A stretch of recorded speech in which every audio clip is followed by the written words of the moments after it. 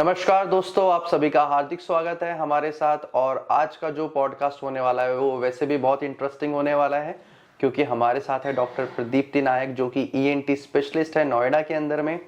आज हम लोग आए हैं डॉक्स्ट्रिक्ट हेल्थ केयर में, जहां पर हम लोग बात करने वाले हैं वर्टिगो से रिलेटेड इश्यूज के बारे में। सबसे पहले मैं हार्दिक स्वागत करता हूं मैम का अपना कीमती समय देने के लिए, बिकॉज वो बहुत बिजी रहती है और मैंने लास्ट 10 डेज से उन्हें परस्यू कर रहा हूँ, ma'am please for one podcast available. तो उन्होंने फाइनली टाइम निकाला आप लोगों के लिए, तो thank you so much ma'am for joining. Ma'am सबसे पहले जो हम लोग बात करने वाले हैं वर्टिगो से रिलेटेड, तो ये वर्टिगो एक्चुअली होता क्या है, थोड़ा सा बताइए क्लाइंट्स को। कॉमन टंग में, ऑर्डिनरी लैंग्वेज में वर्टिगो का मतलब होता है चक्कर। अब चक्कर बहुत प्रकार के होते हैं, ठीक है। पेशेंट्स को अचानक से बैलेंस का लॉस हो सकता है, वो नीचे गिर सकते हैं, या फिर पेशेंट को लगेगा कि सब कुछ घूम रहा है। कभी कभी बहुत ज़्यादा चक्कर आते हैं तो लोगों को उल्टियाँ होती हैं, नौजिया भी होता है। तो चक्कर कॉमन लैंग्वेज में होता है, वर्टिगो कॉमन लैंग्वेज में होता है चक्कर, ठीक है। अब चक्कर के बहुत वजह होते हैं। एक तो होता है प्रॉपर बैलेंस का इशू, ठीक है। अगर बॉडी में बैलेंस में प्रॉब्लम आ जाए तो लोगों को चक्कर आ सकते हैं, और ये इसका मेजर कॉज ईएनटी का होता है यूजुअली। तो बैलेंस 3 सिस्टम्स मेंटेन करती हैं। The most important are brain and ear, and eye also plays a role, ठीक है। तो 70% पेशेंट जो एक्चुअल चक्कर लेके आते हैं, ठीक है, वो कान के कॉजेस की वजह से आते हैं। That is why ENT plays a very important role in the diagnosis and management of vertigo. एक और प्रकार के चक्कर होते हैं जिसको हम कहते हैं गिडनेस क्लिनिकल लैंग्वेज में। अब ये एक्चुअल चक्कर नहीं होते हैं क्योंकि इसमें बैलेंस की कोई इशू नहीं होती है, लेकिन बॉडी में कहीं पे भी कॉन्स्टिट्यूशनल प्रॉब्लम जब होता है तो लोगों को चक्कर आ सकते हैं। अब ये चक्कर हो सकता है, कहिए अगर किसी ने पूरे दिन कुछ खाना नहीं खाया, सो दैट्स स्टार्वेशन, ठीक है। इफ देयर इज डिहाइड्रेशन, उसकी वजह से आप फेंट फील करते हैं या आप लाइट हेडेड फील करते हैं। Then if your blood pressure goes too high या ब्लड प्रेशर फॉल हो जाए तो इसकी वजह से भी चक्कर आ सकते हैं। अगर आपका शुगर हाई हो जाए या शुगर कम हो जाए तो इसकी वजह से भी हो सकता है। स्ट्रेस की वजह से हो सकता है, ज़्यादा गर्मी हो, ज़्यादा ठंड हो, इन चीज़ों की वजह से भी चक्कर आ सकते हैं। लेकिन ये वाला जो चक्कर होता है ये बैलेंस का प्रॉब्लम नहीं होता है, इसको हम कहते हैं giddiness, okay, and this is because of constitutional problems. और हमारा मेन काम as a doctor in ENT is to differentiate कि भाई ये एक्चुअल बैलेंस की प्रॉब्लम है या फिर ये कॉन्स्टिट्यूशनल प्रॉब्लम है। मैम एक क्वेश्चन है, ये जो चक्कर है तो चूंकि मुझे लगता है कि चक्कर तो ऐसे रैंडमली काफी लोगों को आता होगा, तो क्या इसको सीरियसली लेना चाहिए हम लोगों को, और कैसे पता चलेगा कि हमें एक मेजर इशू हो रहा है और हमें डॉक्टर को दिखाना चाहिए? देखिए, चक्कर किसी भी प्रकार का हो, okay, it is a major issue, ठीक है। बिकॉज देखिए, चक्कर अपने आप में प्रॉब्लम नहीं है। हो सकता है 10 सेकंड में ठीक हो जाए, 1 मिनट में ठीक हो जाए अगर आप स्थिर बैठ जाए, है ना। लेकिन चक्कर की वजह से जो कॉम्प्लिकेशंस होती हैं that can have long lasting consequences. कहिए आप वॉशरूम में अपने ताला लगा के बंद कर लिया है, वहां पे आपको चक्कर आ जाए, गिर जाए, आपका सर लग जाए, पैर टूट जाए ना, that causes a major issue. वो 10 सेकंड की प्रॉब्लम की वजह से you can have months of rehabilitation. कहिए आप कार ड्राइव कर रहे हैं, you have an accident, that's even worse, ठीक है। व्हाट वर्टिगो डज इज वो आपकी इंडिपेंडेंस खत्म कर देता है ना आप अकेले बाहर वॉक के लिए जा सकते हैं, you can't go grocery shopping, basically आप अकेले कभी नहीं रह सकते हैं। चक्कर अपने आप में एज सच उतना मेजर नहीं है, ठीक है, लेकिन उसकी वजह से कोई प्रॉब्लम अगर हो जाती है, usually that is basically an emergency, ठीक है। So for me as a clinician, अगर कोई पेशेंट चक्कर का आता है then it's considered an emergency. Okay, तो मैम अब जैसे कि ये एक मेजर कंसर्न जो आपने बताया कि इसके बाद ये इश्यूज हो सकते हैं, तो हम लोगों को जिसको अगर चक्कर आ रहा है तो उसको कैसे पता चलेगा कि अब उसको डॉक्टर के पास, सपोज उसको फर्स्ट टाइम चक्कर आया तो क्या उसको डॉक्टर के पास जाना चाहिए या उसको थोड़ा सा ऑब्जर्व करना चाहिए? अगर दोबारा आया या तिबारा आया तब जाके हम लोग और किसी डॉक्टर के पास जाएं? देखिए सर, आपके पास क्या गारंटी है कि चक्कर उस टाइम पे नहीं आएगा जब आप सेफ हैं फिजिकली, है ना। एक बार आपको चक्कर आ गया, चलिए ठीक है, अगर आपको कॉज पता है फॉर वट एवर रीजन, ठीक है, आपने पूरे दिन व्रत रखा है, ठीक है, उसके बाद चक्कर आ गया तो ऑब्वियसली आप नहीं आएंगे, ठीक है, खाना खाएंगे पिएंगे, आप ठीक हो जाएंगे, है ना। लेकिन अचानक से फॉर नो रीजन आप एक दिन उठे और आपको अच्छा खासा चक्कर आया, ठीक है, वो 10 सेकंड में ठीक हो गया, लेकिन अगली बार वो चक्कर ड्राइव करने के टाइम पे आ गया, then it's dangerous, right. So any time, okay, आपको कोई इंसिडेंट कॉज अगर एविडेंट नहीं है तो आपको हमेशा चक्कर के लिए डॉक्टर के पास जाना चाहिए। मैम इसका मतलब ये कुछ ऐसा तो नहीं है कि मतलब बहुत लॉन्ग लास्टिंग मेडिसिन चलती है इसका क्या मतलब कितना जल्दी ट्रीटमेंट हो जाता है और कितने जल्दी लोग ठीक हो जाते हैं, इसके बारे में? मैं ना सर ईएनटी के तरफ से बात करूंगी, ठीक है। अब ईएनटी में ना आपको चक्कर इनर ईयर की वजह से आता है, ठीक है ना। The inner ear is also part of the brain, ठीक है। एंड वो आपकी बैलेंस मेंटेन करता है जब आप अपना सर घुमाते हैं, ठीक है, या फिर आप झुकते हैं और उठते हैं, है ना। बेसिकली नेक मूवमेंट के साथ आपका मेंटेन करता है ना। तो बहुत सारी वजह हो सकती हैं इसकी, ठीक है।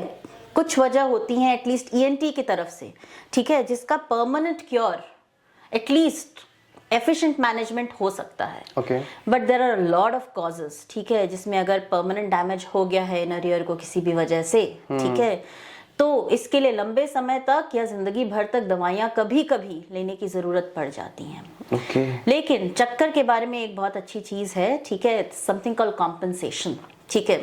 फॉर एग्जाम्पल कहिए अगर आपकी वोकल कॉर्ड्स को कुछ हो गया, ठीक है, और आपकी आवाज में बदलाव आ गई, गला खराब हो गया, तो पहले दिन तो बहुत प्रॉब्लम होगी, लेकिन 6 महीने के अंदर जो ऑपोजिट साइड की वोकल कॉर्ड है वो कॉम्पनसेट करके आपकी वॉइस इंप्रूव होती है। अब कितनी होती है उसकी गारंटी नहीं है। इसी प्रकार से अगर आपके कान में किसी एक तरफ प्रॉब्लम हो जाती है जिसकी वजह से आपका बैलेंस बिगड़ जाता है, but balance is such an important thing for the body कि वो कॉम्पनसेट करती है and over a period of time it improves to a point with physiotherapy, with medications, with consultation, to a point जहाँ पे patient हो सकता है कि ट्रीटमेंट फ्री रह सके। ओके मैम, मतलब ये वर्टिगो का जो इशू है तो क्या ये सर्जरी तक भी जा सकता है?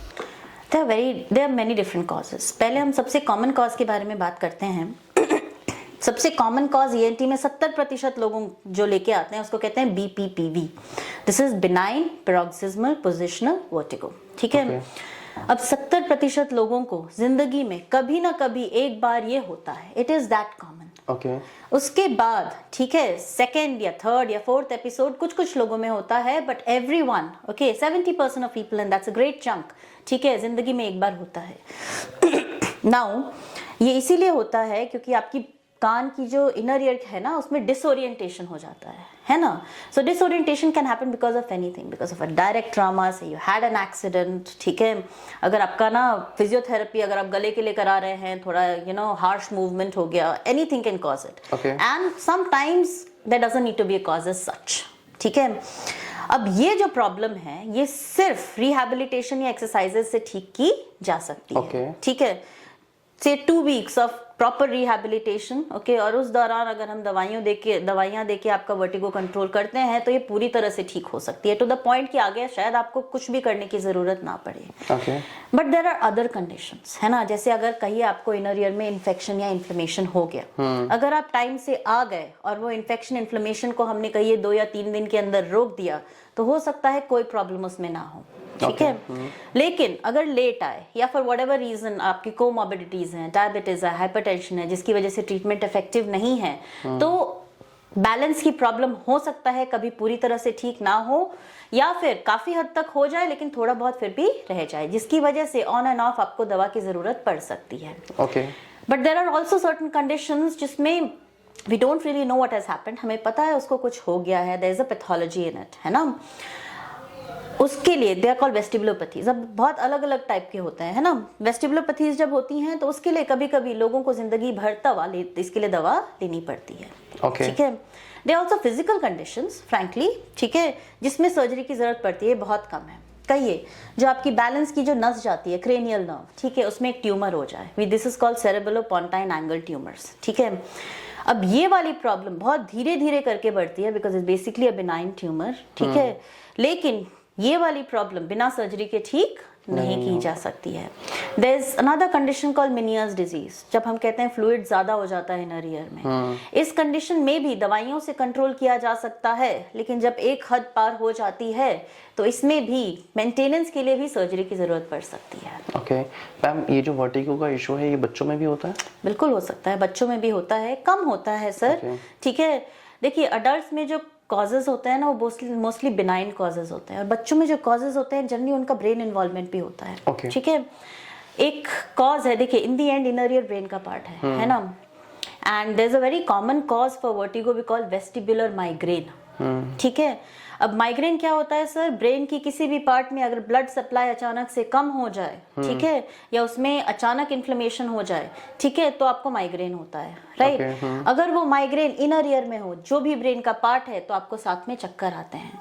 Now this is one of the commonest cause in children. बच्चों में कम होता है सर, मैनेजमेंट थोड़ा ज्यादा मुश्किल होता है, बिकॉज फिजियोथेरेपी वगैरह बच्चों में मुश्किल होता है, और बच्चे आपके जो इंस्ट्रक्शंस है वो भी बहुत पूरी तरह से फॉलो नहीं कर सकते हैं। लेकिन फॉर्चुनेटली, ठीक है, बच्चों में अगर एक बार ट्रीटमेंट प्रोटोकॉल बन जाए और ठीक से फॉलो किया जाए, okay, they have a much greater chance of complete cure as compared to adults. Okay, वैसे मैम वर्टिगो के बारे में इतना कुछ बताने के लिए thank you so much. Ma'am Delhi में बहुत ज़्यादा सर्दियाँ चल रही हैं, आपका कोई सजेशन हमारे ऑडियंस के लिए, क्योंकि इस टाइम में काफ़ी लोगों को जुकाम, खांसी, कान बंद, ये सब बहुत चीज़ें होती हैं, तो कुछ सजेशन मैम आपका? देखिए सर, अगर आप दिल्ली जैसी जगह में रह रहे हैं और 2-3 चीज़ों का परहेज नहीं करेंगे तो आपको परसिस्टेंटली प्रॉब्लम रहेगी। जिनको एलर्जी होती है उनको तो होती है प्रॉब्लम, ठीक है, जिनको नहीं होती है इस टाइम पे उनको भी प्रॉब्लम होती है। 2-3 चीज़ों का ख्याल रखना चाहिए, ऐसी कोई नई चीज़ नहीं है जो हम बता रहे हैं, ठीक है। एक चीज़ है, refrigerated food should be avoided, okay, it's nothing new, but ठंडा पानी, आइसक्रीम, कोल्ड ड्रिंक या खाना डायरेक्टली फ्रिज से निकाल के कभी ना खाएं। हमेशा पानी भी पीना हो इस सीजन में तो गुनगुना पानी ही पीना चाहिए। दूसरी बात है, एलर्जी बहुत कॉमन है, 40% लोगों में एलर्जी होती है ना, तो एलर्जी कंट्रोल किया जा सकता है with just some basic precautions at home. आपको नाक में थोड़ा सा इरिटेशन होने लगे, थोड़ा आपको लगे नाक बंद हो रहा है, दवाइयों से पहले सबसे इम्पोर्टेंट है steam. Nothing works as well as steam inhalation। अगर गर्म पानी का भाप लिया जाए एलर्जी या इन्फ्लेमेशन या इन्फेक्शन सेट इन होने से पहले, सुबह के 1 मिनट, शाम के 1 मिनट मात्र, ठीक है, तो आपकी प्रॉब्लम 70% तक कंट्रोल की जा सकती है।